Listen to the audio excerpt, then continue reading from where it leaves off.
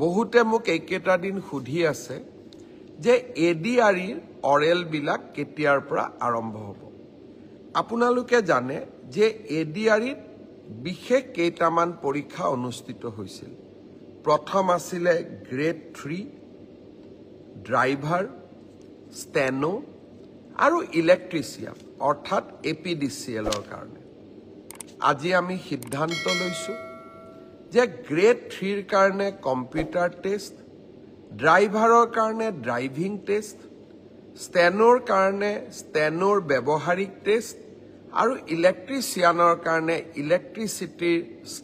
ইলেক্ট্ৰিচিয়ানৰ skill পৰীক্ষা কৰাৰ যিটো পৰ্যায় তাক আমি 15 জুনৰ পৰা আৰম্ভ কৰিম।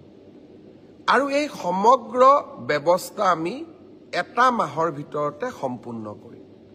ঠিক তেনেকৈ চতুৰ্থ বৰ্গৰ পৰীক্ষাত পাছ কৰা প্ৰাৰ্থীসকলৰো অৰেল আমি 15 জুনৰ পৰা আৰম্ভ কৰিম আৰু এমাহৰ ভিতৰত ইয়াক আমি সম্পূৰ্ণ কৰিম। অলপ আজি বা কালি বা পৰহি ৰাজ্য চৰকাৰে আপোনালোকক আনুষ্ঠানিকভাৱে দিন আৰু বাৰ আপোনালোকক জনাব। যিসকলে লিখিত পৰীক্ষা পাছ কৰিছে তেওঁলোকে এতিয়া কম্পিউটাৰ টেষ্ট, ড্ৰাইভিং টেষ্ট বা স্কিল টেষ্ট বা মৌখিক পৰীক্ষাৰ কাৰণে তেওঁলোকে যেন সাজু হয়। 15 জুনৰ পৰা এই প্ৰক্ৰিয়া আমি আৰম্ভ কৰিম।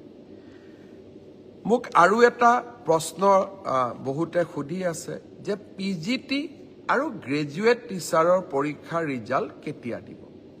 আমি 5 জুন তাৰিখে প্ৰভিজনেল ৰিজাল্ট এনাউন্স কৰিম। 5 জুনত প্ৰভিজনেল লিষ্ট এনাউন্স কৰাৰ পিছত আপোনালোকৰ ডকুমেণ্ট ভেৰিফিকেশ্যন হ'ব আৰু যিসকলৰ ডকুমেণ্টছ জেনুইন হ'ব তেওঁলোককে আমি চূড়ান্তভাৱে পৰীক্ষাত উত্তীৰ্ণ হোৱা বুলি ঘোষণা কৰিম।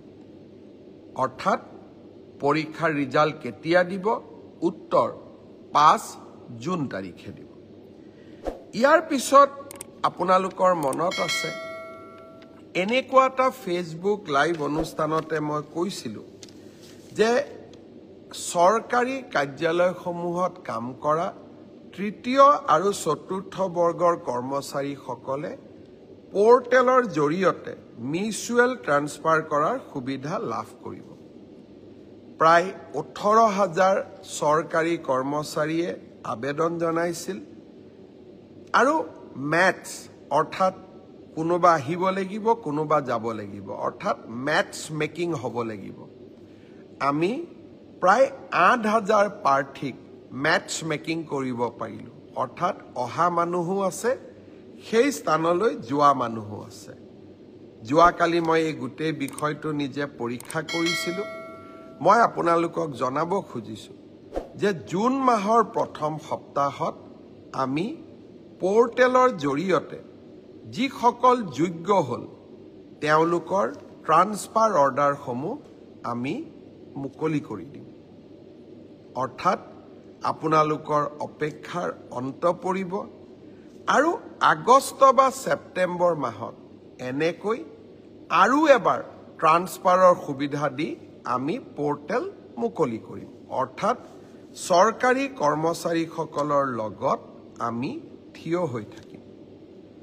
শ্ৰদ্ধাৰ ৰাইজ, পৰীক্ষাৰ ৰিজাল্ট দিলে, মেট্ৰিকৰ ৰিজাল্ট দিলে, হায়াৰ ছেকেণ্ডাৰী ৰিজাল্ট দিলে, গ্ৰেজুৱেশ্যনৰো ৰিজাল্ট দিব। দুটা আঁচনি আমি আৰম্ভ কৰিব লাগিব ছাত্ৰ ছাত্ৰীসকলৰ বাবে। গ্ৰেজুৱেশ্যন এইবাৰ 2024 আৰু 25 চনত যিসকল ছাত্ৰ ছাত্ৰীয়ে গ্ৰেজুৱেশ্যন পাছ কৰিলে তেওঁলোকক এইবাৰ আমি জীৱন প্ৰেৰণা আঁচনি আগবঢ়াম। নিযুত মইনাৰ হিতাধিকাৰীসকলে এই আঁচনি লাভ নকৰে, আন সকলো যুৱক যুৱতীক এই আঁচনি আমি আগবঢ়াম। 1 জুনৰ পৰা এই জীৱন প্ৰেৰণা আঁচনিৰ আবেদনৰ পৰ্টেলটো আমি মুকলি কৰি দিব খুজিছোঁ। 2024-25 চনত অসমৰ যিকোনো বিশ্ববিদ্যালয় প্ৰাইভেট ইউনিভাৰ্চিটিৰ পৰা পাছ কৰিলে নহব যিকোনো চৰকাৰী বিশ্ববিদ্যালয়ৰ পৰা পাছ কৰা স্নাতকসকলে এই জীৱন প্ৰেৰণা আঁচনিৰ বাবে আবেদন কৰিব পাৰিব এই আঁচনিৰ জৰিয়তে আমি কি পাম প্ৰতি মাহত আমি ২,৫০০ টকা কৰি এবছৰৰ বাবে আমি লাভ কৰিম এই টকাটো কিয় দিয়া হৈছে যাতে আপোনালোকে ইন্টাৰভিউত এপিয়াৰ কৰিব পাৰে ইন্টাৰভিউৰ বাবে নিজক প্ৰস্তুত কৰিব পাৰে আৰু দেউতা মাৰ পৰা যাতে আমি অন্তত এটা বছৰলৈ টকা পইচা বিচাৰিব নালাগে ছাত্ৰ ছাত্ৰীসকলৰ বাবে আমাৰ দুটা আঁচনি এটা হ'ল বিনামূলীয়া নামভৰ্তি অহা ২৮ তাৰিখে মই অসমৰ কলেজসমূহৰ অধ্যক্ষসকলৰ সৈতে বা ২৯ তাৰিখে মই অধ্যক্ষসকলৰ সৈতে এখন ভিডিঅ' কনফাৰেন্স কৰিম লক্ষ্য এইবাৰ মই তেওঁলোকক নিজে স্পষ্টভাৱে কম যে যি পৰিয়ালৰ ঘৰত ৰেচন কাৰ্ড আছে তেওঁলোকক আমি কলেজ ইউনিভাৰ্চিটি আমি বিনামূলীয়া নামভৰ্তি কৰিম কোনো স্পৰ্টছৰ বাবেও ফিজ নলওঁ মেগাজিনৰ বাবেও ফিজ নলওঁ আমি একোৱেই ফিজ নলওঁ তেওঁলোকক আমি পোনছাতে বিনামূলীয়া নামভৰ্তি কৰাৰ সুবিধা দিম দুই এজনে প্ৰশ্ন কৰিছে যে মই দুখীয়া মানুহ মোৰ ঘৰত ৰেচন কাৰ্ড নাই মই বিনামূলীয়া নামভৰ্তি নাপাম নেকি আপোনালোকে বিনামূলীয়া নামভৰ্তিৰ সুবিধা লাভ কৰিব কিন্তু তাৰ বাবে আপোনালোকক এখন ইনকাম সাৰ্টিফিকেট লাগিব কিন্তু যাৰ ৰেচন কাৰ্ড আছে ৰেচন কাৰ্ডখনে ইনকাম সাৰ্টিফিকেট তেওঁক আৰু অতিৰিক্তকৈ কোনো বেলেগ প্ৰমাণৰ প্ৰয়োজন নাই তেওঁলোকে পোনে পোনে কলেজত বিনামূলীয়া নামভৰ্তি কৰিব পাৰিব শ্ৰদ্ধাৰ ৰাইজ নিযুত মইনা আঁচনি মোৰ আটাইতকৈ ভাল লগা এখন আঁচনি অসমৰ মোৰ ছোৱালী ভাগিনসকলৰ বাবে ভাগিনীসকলৰ বাবে আমি নিযুত মইনা আঁচনি আৰম্ভ কৰিছিলোঁ যোৱাবাৰ প্ৰথম বৰ্ষত আমি নিযুত মইনা আঁচনি আগবঢ়ালোঁ আপোনালোকে সকলোৱে জানে যে এই আঁচনি আমি বছৰত 10 মাহৰ বাবে এই আঁচনিৰ টকা আমি লাভ কৰোঁ এতিয়া 10 মাহ সম্পূৰ্ণ হ'ব কিন্তু দ্বিতীয় বছৰতো আমি নিযুত মইনাৰ আঁচনি পাম দ্বিতীয় বছৰৰ কাৰণে আমি ইতিমধ্যে আপোনালোকৰ প্ৰপত্ৰসমূহ আমি সাজু কৰি উলিয়াইছোঁ কলেজৰ অধ্যক্ষসকলে আপোনালোকক প্ৰপত্ৰ যোগান ধৰিব যিসকলে দ্বিতীয় বছৰতো ষ্টাডি কণ্টিনিউ কৰিব খোজে ড্ৰপ আউট নকৰে তেওঁলোকক আমি নিযুত মইনা আঁচনি নিৰন্তৰভাৱে আমি দ্বিতীয় বছৰৰ বাবেও যোগান ধৰিম অৰ্থাৎ ফাৰ্ষ্ট ইয়াৰত আমি পালোঁ বা পাই আছোঁ এতিয়া আমি ছেকেণ্ড ইয়াৰতো পাম এইবাৰ আমি আঁচনিখনত দুই এটা পৰিৱৰ্তন আনিছোঁ চৰকাৰী মহাবিদ্যালয় বা বিশ্ববিদ্যালয় যিসকলে সেলফ ফাইনেন্সিং কোৰ্সত পঢ়ি আছে তেওঁলোকেও এইবাৰ নিযুত মইনা পাব যোৱাবাৰ মোক বহুত ছোৱালীয়ে লিখিছিল যে মামা আমি নিযুত মইনা পোৱা নাই পিছত মই খবৰ কৰি গম পাইছিলোঁ যে তেওঁলোকে চৰকাৰী কলেজতে পঢ়ে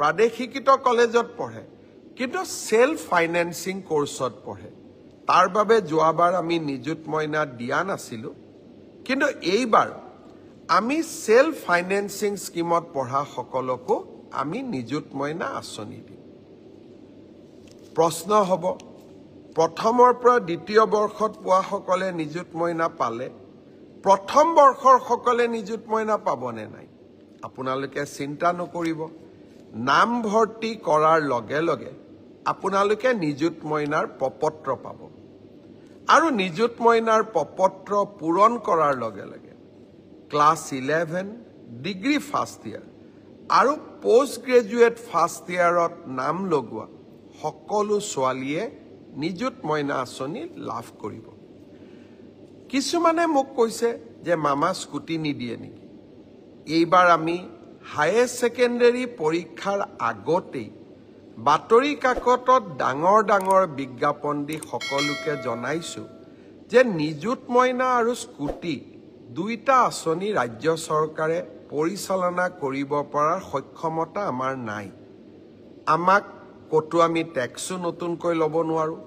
সকলোৰে লগত আলোচনা কৰি সকলোৱে আমাক পৰামৰ্শ দিছিল যে স্কুটি ফাৰ্ষ্ট ডিভিজনত পাছ কৰা ছোৱালীসকলে পায়, কিন্তু নিযুত মইনা সকলোৱে পাব। আৰু সেইকাৰণে আমি নিযুত মইনা আঁচনিখনহে পৰিচালনা কৰিব লাগে, স্কুটি আঁচনিখন পৰিচালনা কৰিব নালাগে। একেবাৰতে বন্ধ কৰি দিলে কোনোবাই বেয়া পাব। সেইকাৰণে এইবাৰ আমি পৰীক্ষাৰ আগতেই সকলোকে কৈছোঁ যে 80% লাভ কৰা ল'ৰা আৰু ছোৱালীকহে এইবাৰ আমি স্কুটি দিম। কিন্তু যিসকলে স্কুটি নাপাব ছোৱালীয়ে ভাগিনীসকলে তেওঁলোকে নিযুত মইনা আঁচনি পাব।